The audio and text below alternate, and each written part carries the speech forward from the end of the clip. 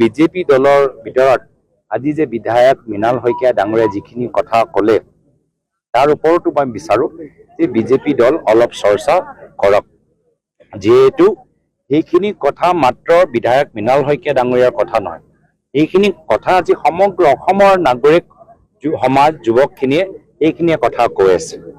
আজি কলেজৰ ছাত্ৰ ছাত্ৰীৰ পৰা প্ৰফেচাৰলৈকে বুদ্ধিজীৱীসকলৰ পৰা খেতিয়কসকললৈকে আজি সকলোৱে অসমৰ ভৱিষ্যতলৈ শংকিত। থলুৱা ৰাইজখিনি যে মাত নামাতে তাৰ বাবে গাঁৱৰ ভিতৰত মদৰ দোকান খুলি দিছে, তাৰ ভিতৰত মহিলাখিনিয়ে 1000 টকা দি দিছে, তাৰ ভিতৰত বয়োজ্যেষ্ঠসকলক পুলিচৰ ভয় দেখাই দিছে, যাৰ ফলত যে ৰাইজ নিমাত হৈ থাকে। তো আমি অসমৰ পৰা কি উৎপাদন কৰিম? আমাৰ অসমৰ পৰা বাহিৰলৈ পঠোৱা আমাৰ কি এক্সপৰ্ট থাকিব? আমি অসমৰ পৰা আমাৰ মেধাৱী ছাত্ৰ ছাত্ৰীসকলক অন্য ৰাজ্যৰ ছাত্ৰ ছাত্ৰীসকলৰ লগত কেনেদৰে প্ৰতিযোগিতাৰ বাবে আমি তৈয়াৰ কৰিম? এইখিনি প্ৰশ্ন যে মানুহৰ মনত নোসোমায় তাৰ বাবে তেওঁলোকে হিমন্ত বিশ্ব শৰ্মা ডাঙৰীয়া ৰণকৌশল তৈয়াৰ কৰিছে। কিন্তু মই ভাবোঁ যে যিখিনি কথা আজি মৃণাল শইকীয়া ডাঙৰীয়া কৈছে, এইটো খালি মৃণাল শইকীয়াৰ কথা নহয়, অসমৰ ৰাইজৰ কথাখিনি এয়া লৈ চিন্তিত, আমিও চিন্তিত। কিন্তু বিজেপি দলৰ ভিতৰত আজি যে বিধায়ক মৃণাল শইকীয়া ডাঙৰীয়া যিখিনি কথা ক'লে তাৰ ওপৰতো মই বিচাৰো যে বিজেপি দল অলপ চৰ্চা কৰক, যিহেতু সেইখিনি কথা মাত্ৰ বিধায়ক মৃণাল শইকীয়া ডাঙৰীয়াৰ কথা নহয়, এইখিনি কথা আজি সমগ্ৰ অসমৰ নাগৰিক সমাজ যুৱকখিনিয়ে এইখিনিয়ে কথা কৈ আছে।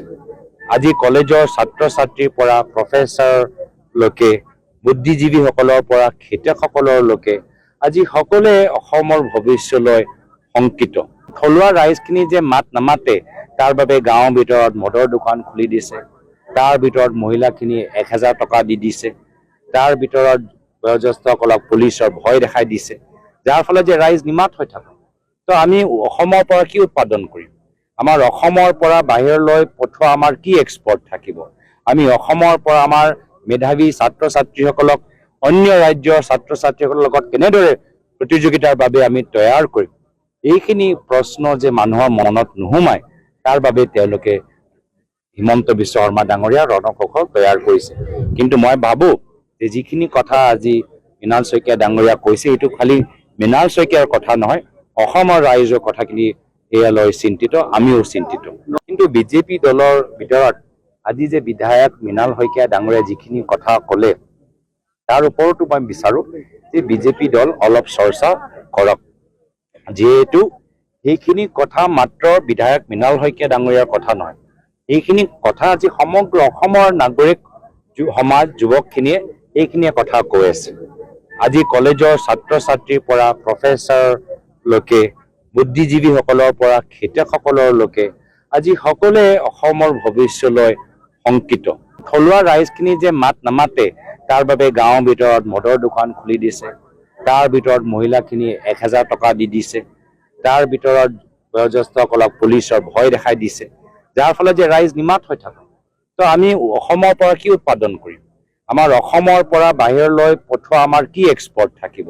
আমি অসমৰ পৰা আমাৰ মেধাৱী ছাত্ৰ ছাত্ৰীসকলক অন্য ৰাজ্যৰ ছাত্ৰ ছাত্ৰীসকলৰ লগত কেনেদৰে প্ৰতিযোগিতাৰ বাবে আমি তৈয়াৰ কৰিম?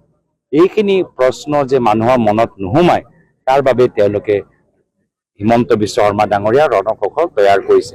কিন্তু মই ভাবোঁ যে যিখিনি কথা আজি মৃণাল শইকীয়া ডাঙৰীয়া কৈছে, এইটো খালি মৃণাল শইকীয়াৰ কথা নহয়, অসমৰ ৰাইজৰ কথাখিনি এয়া লৈ চিন্তিত, আমিও চিন্তিত।